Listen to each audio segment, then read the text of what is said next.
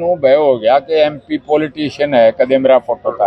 हाँ भाई पीछे भीड़ देख पा रहे होंगे, एक भीड़ लगी हुई है। साथ में मैं आपको बताता हूँ डॉक्टर डीपी वत्स पहुंचे हैं आज हिसार के नागरिक अस्पताल में, और जहां तक सूचना मिल पा रही है तकरीबन 14 से 15 जो है फॉगिंग मशीन्स का वितरण किया जा रहा है। और जैसे कि जो सरपंचों की डिमांड आई थी, पंचायतों की डिमांड आई थी, अभी उन्हें ही जो है ये फॉगिंग मशीन्स मुहैया करवाई गई है। ऐसे है कि इन मशीनों के वितरण से क्या इसकी अहमियत है। ये फॉगिंग मशीन है, पिछले साल जब पानी चढ़ा तो मैं दुलाना से बास आ रहा था, पानी चढ़ा हुआ था, गांव भरे हुए थे। उनमें लोगों ने बुलाया कि जी ऑन द स्पॉट आके पुट्ठी में, बास में, दुलाना में मैं जब आ रहा था तो मोड़ के और बास के बीच में सड़क पे मच्छरों की चक्की चल रही थी, भरना टूट रहा था। कार का आगे भी शाम का टाइम था। फिर बास गांव में गया तो उससे भी ज्यादा मच्छर। फिर पंचकुला में पिंजौर गया कल का, तो वहां डेंगू फैल गया पूरी तरह से। तो उसी टाइम मैंने फैसला किया कि चाहे मच्छरों से फैलने वाली बीमारी होते मक्खियों से, उसका इलाज फॉगिंग मशीन है। तो कालका में क्योंकि डेंगू बुरी तरह से फैला हुआ था, तो वहां पे मैंने फॉगिंग मशीन भी बांटी, और जो गाड़ी के साथ चलती है बड़ी 6 लाख रुपए की बड़ी फॉगिंग मशीन बांटी, जो मैकेनिकल फॉगिंग मशीन है। ये तो हाथ में लेके या स्कूटर में लेके छिड़काव होता है। अब ये डिमांड थी हर जगह से, पंचायतों की या पब्लिक के नुमाइंदे, जिसमें जिला परिषद वाले भी आगे, म्यूनिसिपैलिटी वाले भी आगे, ये क्या बीडीसी वाले भी आगे, और सरपंच भी आगे। कि किसी ने तो ये कहा मेरे को, बड़े एक अहम आदमी ने, बोला सर मशीन घनी होगी, माछर थोड़े रह गए। मैंने उनको ये कहा तो राजस्थान का आदमी है, तने पता नहीं है, जब पानी चढ़ेगा बेरा पटेगा।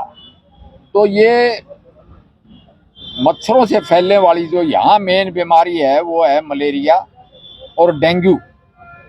मेरे डेंगू हो गया था एक दफा, मैंने बेरा कितना कसूता हार्ट फोड़ होता है डेंगू। और मक्खियों से फैलने वाली टाइफाइड, डायसेंट्री, डायरिया वगैरह, यानी कि दस्त के और साथ में टाइफाइड, इन सब को रोकने के लिए ये मशीन इलाज है। हाँ, मैंने उन जो मैं कह रहा था, एक काफी इम्पोर्टेंट आदमी ने ये कहा कि मशीन घनी माछर थोड़े। मैंने कहा एक मशीन से तो जब माछरा चाकी चलनी शुरू होती है बरसात के मौसम में, एक भैंस के ठान के माछर भी मर जाए, मैं भी बतेरे। तो उस बास गांव में मैंने, उन्होंने 10 मशीन मांगी, मैंने 10 मशीन दी। मगर वो घर में रख के ना बैठे, वो उनका छिड़काव करें, मक्खियां भी मारें और मच्छर भी मारें, ताकि बीमारियों से लोगों को छुटकारा मिले। और मैं तो खुद डॉक्टर हूँ, इसलिए सबसे पहला मेरा प्राथमिकता जो है वो बीमारियों की रोकथाम है। फॉगिंग से कितना % असर पड़ता है लोगों पर, अगर बातचीत कर ली जाए तो क्या 100% ही सेविंग? 100% तो किसी भी चीज से असर नहीं पड़ सकता, मगर 50%, 70%, 80% भी असर पड़ा तो वो अच्छा असर है, मैं ये कहूँगा। एक स्टेज ऐसी थी कि मलेरिया पूरी तरह से कंट्रोल कर लिया गया था। इसी तरह बहुत सी ऐसी है, जैसे पोलियो आउट हो चुका, स्मॉल पॉक्स भी आउट हो चुका देश से। इसी तरह से अब हमारा टीबी के खिलाफ मुहिम है कि 25 तक टीबी पर काबू पाया जाए। इसी तरह डायरिया, डायसेंट्री से बहुत मौतें हो जाती हैं। तो बीमारियों को काबू अगर हम 70-80% भी कर लेते हैं तो वो अच्छी अचीवमेंट। फॉगिंग मशीन का वितरण हिसार के लोगों के लिए किया गया है या बाहर से भी कुछ लोग आए हैं? फॉगिंग मशीन का वितरण उनके लिए है जिन पंचायतों ने या पब्लिक के नुमाइंदों ने मेरे से डिमांड करी, और वो तो हिसार के ही हैं आज के दिन। तो बाकी जो बच गए हैं उनको भी क्या ये मशीन दी मशीनों से पहले पंचायतों से डिमांड आए। अभी आपने टीबी का नाम लिया, मुझे याद आ रहा है पिछले दिनों मैंने एक खबर की थी, और सिविल हॉस्पिटल के बिल्कुल ठीक पीछे टीबी का एक अस्पताल है। हाँ। और वहाँ पर जो बलगम होता है उसकी टेस्टिंग होती है, और सैंपल लेते वक्त पानी जो है बाहर आ रहा है, सीवर से पानी लीक होता हुआ नजर आ रहा है, और जिसकी वजह से सारा बलगम जो है उस हॉस्पिटल में बाहर नजर आ रहा है। उसको लेकर क्या कहेंगे? वहाँ पर भी मच्छर पनप रहे हैं, वहाँ पर भी बीमारी फैलने का एक बड़ा कारण बन सकता है। अगर ये सिविल हॉस्पिटल या टीबी हॉस्पिटल भी मेरे से मदद मांगेगा तो मैं वो देने तैयार हूँ। रही बात, मीडिया चौथा स्तंभ है देश का, अगर उसने जिम्मेदारी समझ के एक गलती को पकड़ के पॉइंट आउट किया तो मैं आपको भी शाबाश देता हूँ कि आपने अपनी ड्यूटी पूरी निभाई। Thank you. और पूछ लो, कोई कमी रहेगी तो। आज क्या मैसेज डिलीवर करना चाहेंगे आप? आज मेरा मैसेज ये है कि बीमारियों की रोकथाम में सरकार का सहयोग करें, अपनी अपनी जिम्मेदारी समझ के fly borne disease, mosquito borne disease, या जो मक्खियों से फैलती बीमारियां हैं या मच्छरों से फैलती बीमारियां हैं या छूत की बीमारियां, जो भी बीमारियां हैं उनकी रोकथाम में हेल्थ अथॉरिटीज से डायरेक्शन लेते हुए, जैसे सीएमओ साहब खड़े हैं गोविंद गुप्ता जी मेरे पास। गोविंद जी, अच्छा, इसका यूं कोई बात नहीं, इसका नू भय हो गया कि एमपी पॉलिटिशियन है, कदे मेरा फोटो था।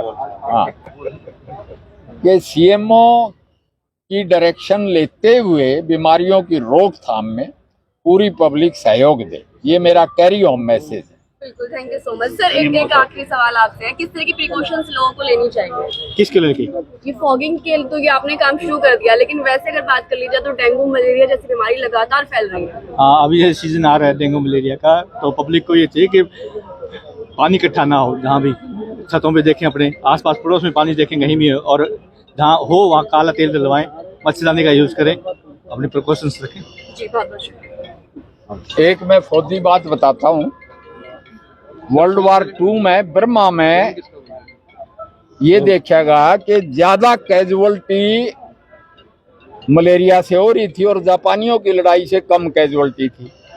तो फील्ड मार्शल स्लिम थे एक जनरल इंडियन ब्रिटिश आर्मी में, ब्रिटिश इंडियन आर्मी में। कब की बात है सर? ये 1943 से 45 तक की बात है।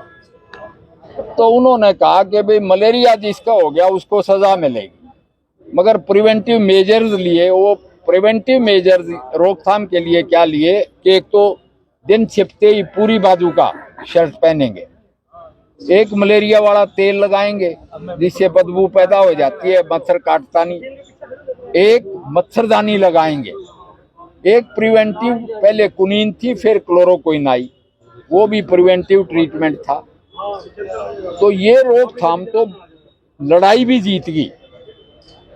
तो ये सारी बीमारियों के खिलाफ लड़ाई जीतने में मेडिकल अथॉरिटीज की मदद करो। मैं भी डॉक्टर पहले हूँ, बाद में पॉलिटिशियन हूँ। तो भाई फिलहाल पूरा वाकया आपने देख ही लिया है और पूरी बातें भी आपने सुनी। आपका क्या कुछ मानना है और आप कहां से इस वीडियो को देख रहे हैं? क्या वहां पर भी फॉगिंग मशीन की नीड है? कमेंट करके जरूर बताइएगा और देखते रहें आरसन एक्सप्रेस। नमस्कार।